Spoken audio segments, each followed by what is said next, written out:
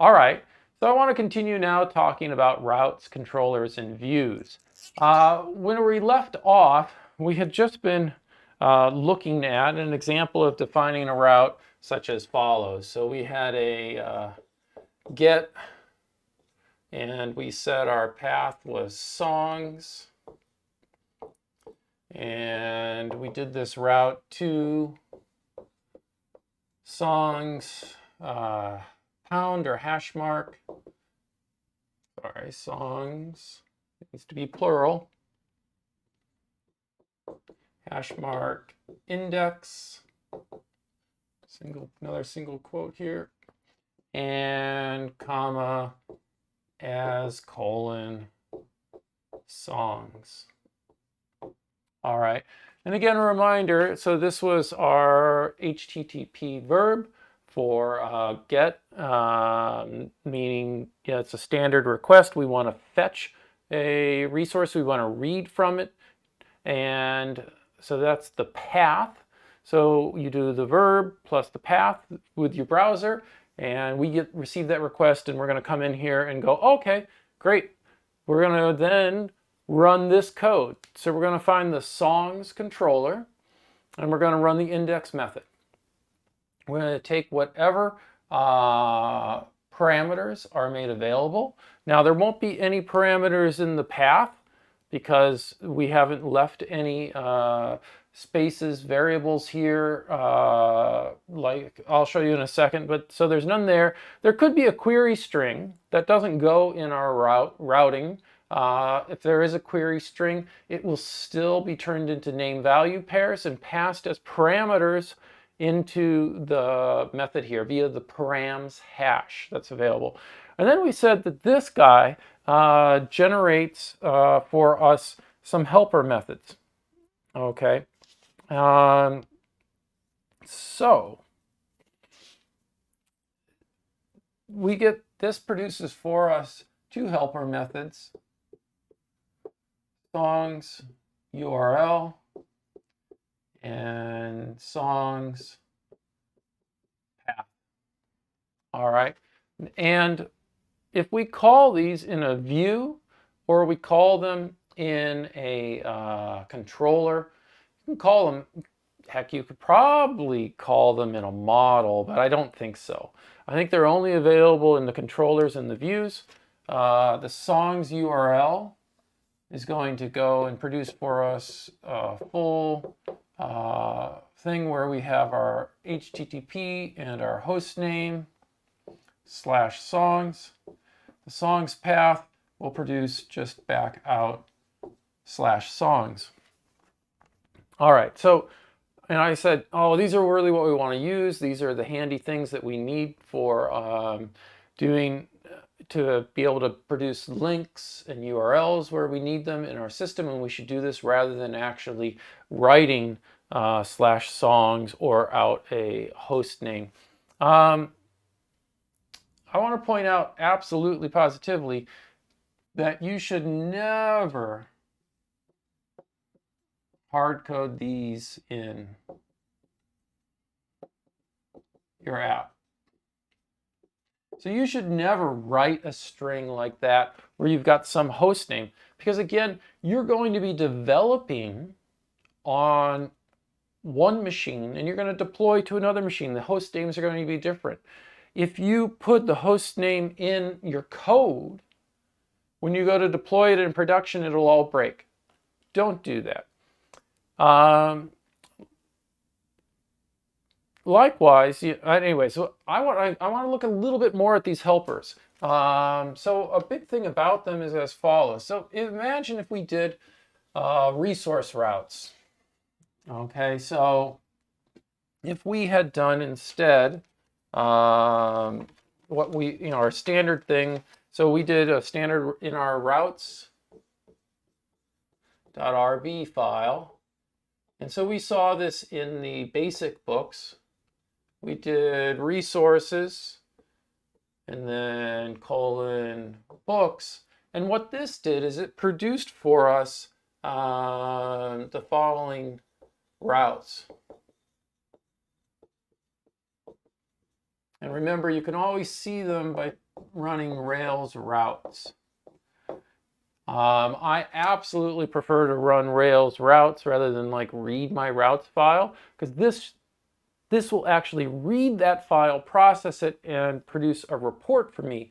It's one way that I know that I've written the file correctly, because if I haven't written it correctly, what I get as output here won't be correct. So anyway, so we get as the following things as routes. So there's a prefix. What is this? This prefix column always tells us what sort of helper method has been made for us. So the prefix always is the thing that we had on the previous thing I was just talking about, the as. So if we want to make a prefix ourselves, when we define a route, we go as, and we give a string, and that becomes the prefix. The verb is the HTTP verb that we use. Then it reports out a URI pattern. And then it reports for us the controller and the action. All right. So for example, doing resources books gives us a prefix of books. And then for our verb, we do a get and slash books. And our controller is books pound index. All right. Then there's no prefix written in the output here, but we see we have the verb post, and we have slash books, and this goes to books pound create. Now, why don't we have a prefix here? Because this prefix is designed for us when we call books underscore path to give us back slash books, which is the same thing here. The only differences between these two routes is the verb.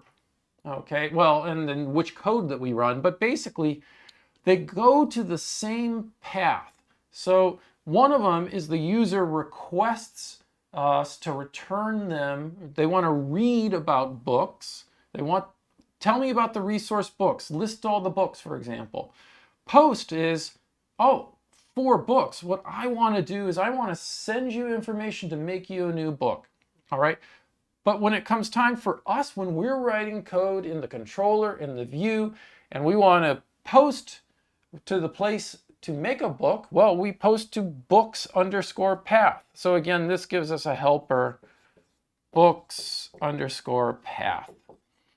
When will you ever use books underscore URL? You'll only use it for redirects. So if you need to redirect to somewhere, use the underscore URL. Otherwise, always you're doing whatever this prefix is, underscore path.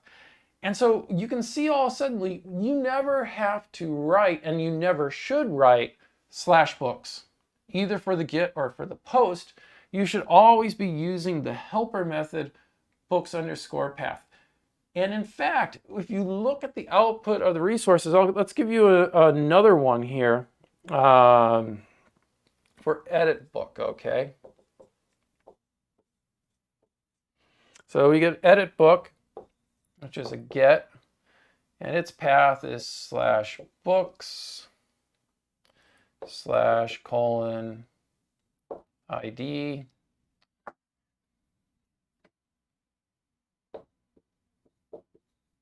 slash edit, and this goes to books hash edit.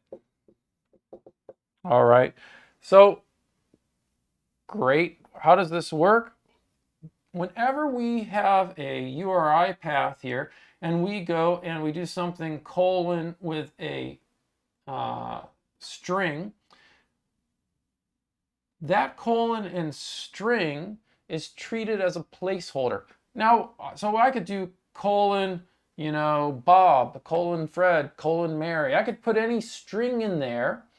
What matters is that when the user goes and actually does a path, and so if the user does the user does a path where they put into their browser slash books slash 6 slash edit, This ID, it's the ID there that shows up in the params object with a value of 6. So if I had done Bob here, Bob would be in the parameters with a value of 6 if the user requests that. So that's the way that works. That's a placeholder, and it names the variable, basically the key in the params hash that we're going to find out what the user had put into in the path when they did a request for that. Now, let me look at another one here, the book path. So the book as the prefix, and we do get /books/:ID, and this goes to books hash show. Okay, so it goes to the books controller and the show method. Now this we'll want to be able to use this book path in our controller, in our view. We want to, like, let's say we want to link to a book to show it. Well, how are we going to do that? We need to be able to form one of these paths. We know that it's going to need an ID here. What we can do, the nice thing is, we can call, for example, so this produces a helper method, book path. And if I pass in, let's say, 7, what this produces out is a string which is /books/7. So Rails knows that we need to have an ID here. And so it needs us to pass in the ID, and it'll do that. Now, you could, if you wanted to, if you had a book object from your book model, you could say book.id. So you could call book path book.id, and it would produce this path. And then you could use this call here with a link to method, or you could use it for other things. But often you're going to be linking to this path. And also it makes the path for you that you need in the HTML. And you don't need to worry about what's the actual thing. Here, this will always be a nice method for you to call. It's a nice level of indirection, information hiding, all sorts of good stuff like that that works out really nicely. Also, by the way, it doesn't have to be passed in an ID. If you read the documentation for these helper methods, you could also pass in some sort of book object in here. And what it will do is, so this is a object of type book, it's a model, and takes the model and says, oh, I know you must have an ID, I need the ID, and it will then look up whatever the book's ID is, and it will produce it just as though if I had put an integer in there. So you can say, yeah, I've got this book, and I want you to go ahead and give me the path to it in the system. Of course, you could just type book.id as well, and it would still work. All right. So what I really want to mention here, though, is what's interesting about this, and you look, and so there's a whole bunch of other, there's for the patch and for the delete, they all have this same path, but there's only one prefix, and that's because the prefix goes to this route. And the interesting thing then really is that when we build in our routes table, all of these routes, all of these patterns that we have here are the only places we're ever going to want to have a user go to in our application. These are all the calls, basically, that we're going to have. These are all the paths. So when we do links on the website, so we want to link from one page to another page, or we want to link to where a form should post its values, we're always going to have these prefixes for the unique paths. So when we define a routes table, the routes, we always make sure that for the unique paths, we have a prefix, and then we're able to use the helper methods like books path or edit book path or book path to be able to generate any link that we need. And we never actually sit around and type links with slashes and things like that, which is all prone to mistakes and errors. All right. And that's something that I find to be a really helpful thing to do.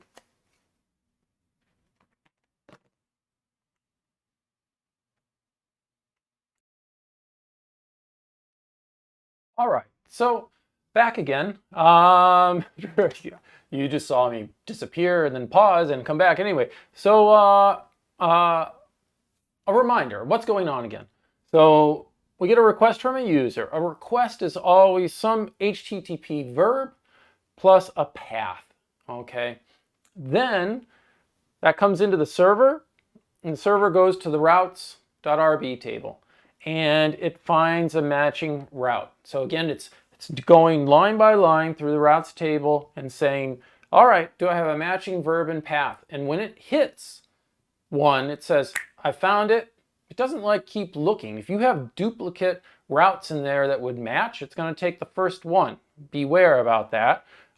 You shouldn't have duplicate routes. But I know students make that mistake. I've made that mistake. Anyway, then it's going to call the controller method for that route. And it's going to pass a params hash. So it's going to give an, you're going to always have this object in your controller method that's params. It's like this magical global object, it seems like. It's not global. It's all because our controllers inherit from this special controller class, and Rails knows and gives that class the sets the parameters, which are then available to us as someone who is inherited from that class.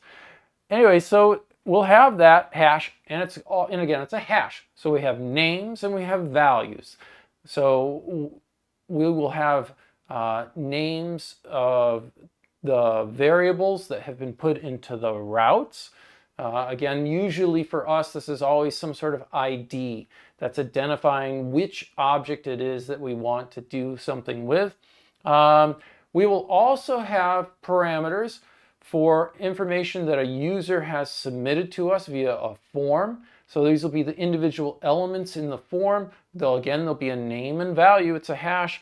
And likewise, if there was a query string on the request, so the path plus a query string, if the query string existed, there'll be some name value pairs put into the hash for that query string for us to be able to get to them. All right, so what then does the controller do? Well, next up, the controller method.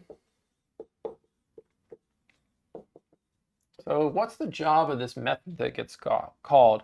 The method uses the params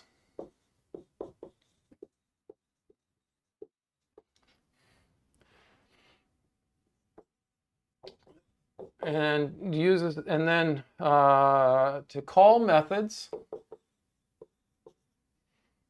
Oh, not methods. Well, you're going to call methods, but to call, we could say methods on models.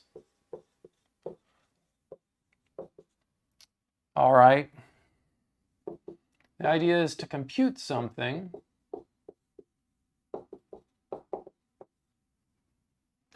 But the job of the controller, again, is that executive chef who's like telling the other chefs, the models, do this work for me. It's going to be taking these inputs from the user that we have, sending them on to the models, say, compute stuff, and return me something nice and handy. It's not, I'm going to do lots of work now. No, you're going to write those methods on the controller, on the models, and you're going to pass in some data to them, and it's going to do work and give you back a nice, tidy result that then you can utilize. All right, to compute something, and then, so once we've got it computed, then what is it going to do? Well, it either renders a view, okay, and rendering the view is basically like returning the result of the method. Again, remember, we think of the user as sort of calling, this is like a method. And so it comes through here and we run this code, and it's the view that's basically computing the HTML result that gets sent back to the user for us. All right, so the renders a view really means that.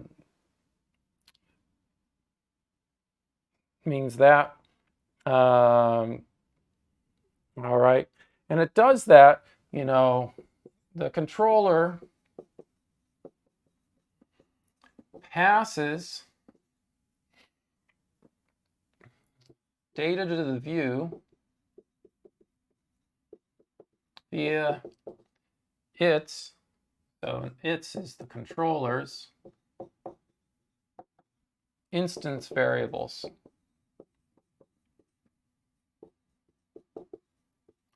And recall, instance variables are all the ones that start with an @ sign, okay? Now, which view? So the default view is the view with the same name as the controller method.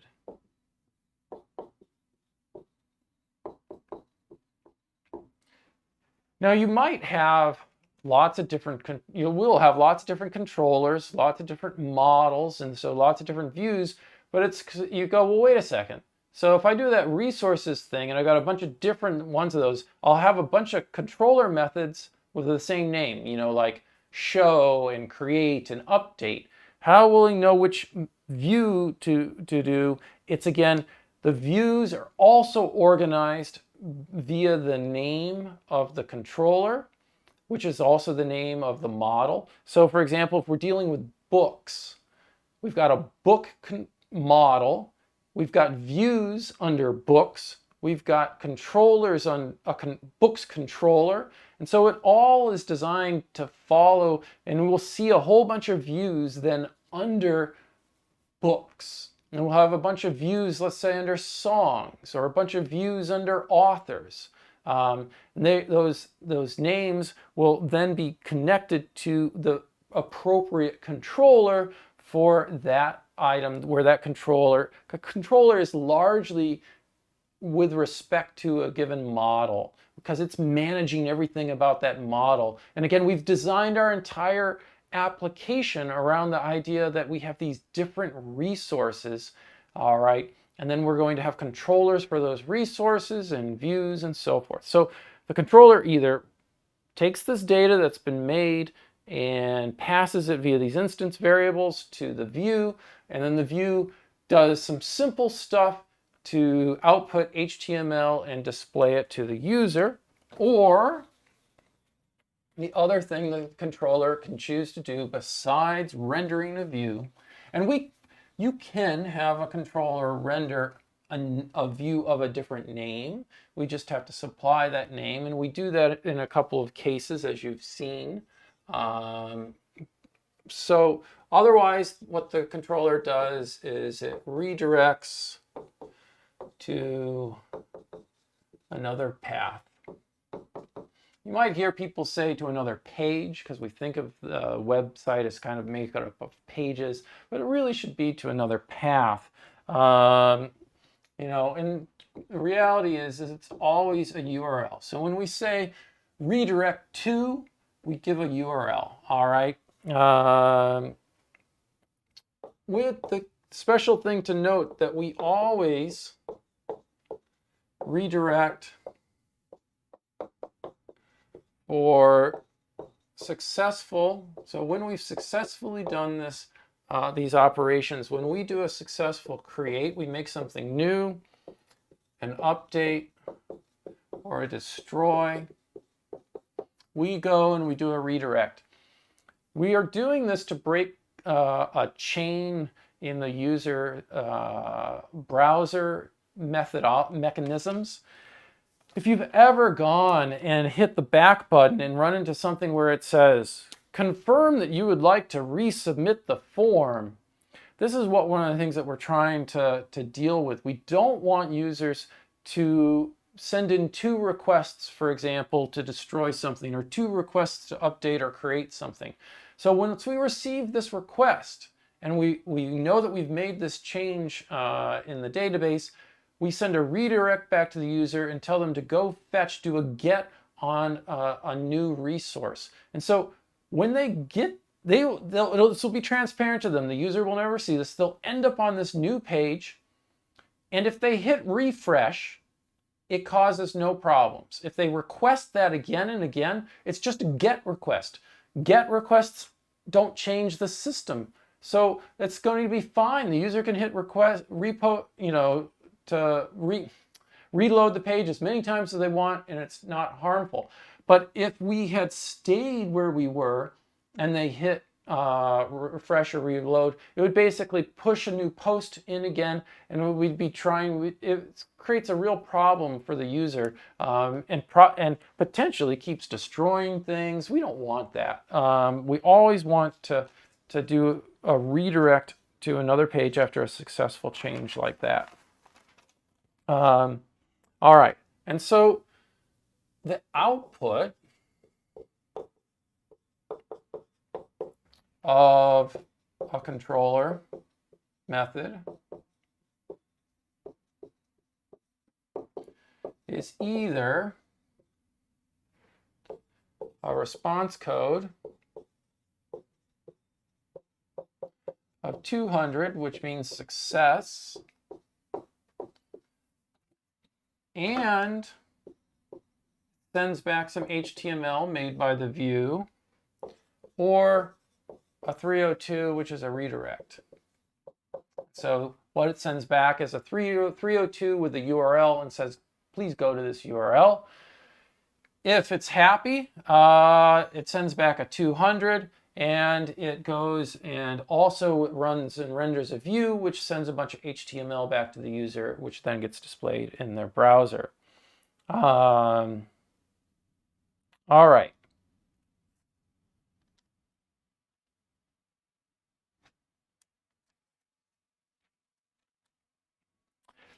When you do a redirect, just to note, so in Rails, this is always a redirect to. So you do a redirect to, just note that we always follow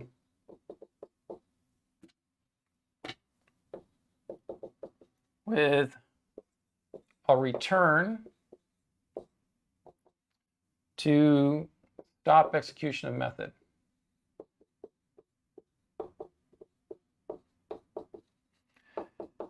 The notion is that when a controller method's run, when we call a redirect to, or we call a render, in other words, we don't just fall off the end of the controller action and do the default render. If we call a particular render, or we call a redirect, that doesn't stop the execution of the method.